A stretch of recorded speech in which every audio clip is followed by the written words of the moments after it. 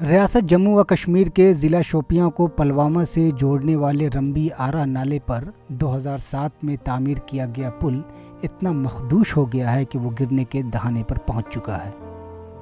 رمبی آرا نالے پر 12 کروڑ کی لاگت سے تعمیر پل کسی بھی وقت بڑے حادثے کا شکار ہو سکتا ہے۔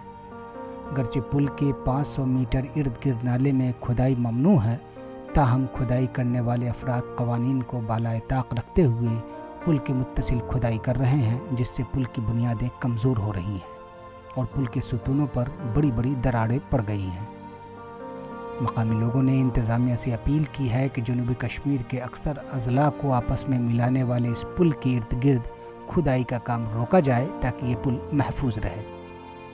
لوگوں کا یہ بھی کہنا ہے کہ کھدائی سے پل کی بنیادیں اس قدر متاثر ہو چکی ہیں کہ کبھی بھی بڑا سانحہ پیش آ سکتا ہے۔ اس حوالے سے جب نمائندے نے متعلقہ محکمہ سے رجوع کیا تو انہوں نے کچھ بھی کہنے سے انکار کر دیا۔ واضح رہے کہ اس پل کی تعمیر 2007 میں ہوئی تھی اور تقریباً 12 کروڑ کی لاگت اس پر آئی تھی۔ جموں کشمیر سے خصوصی رپورٹ۔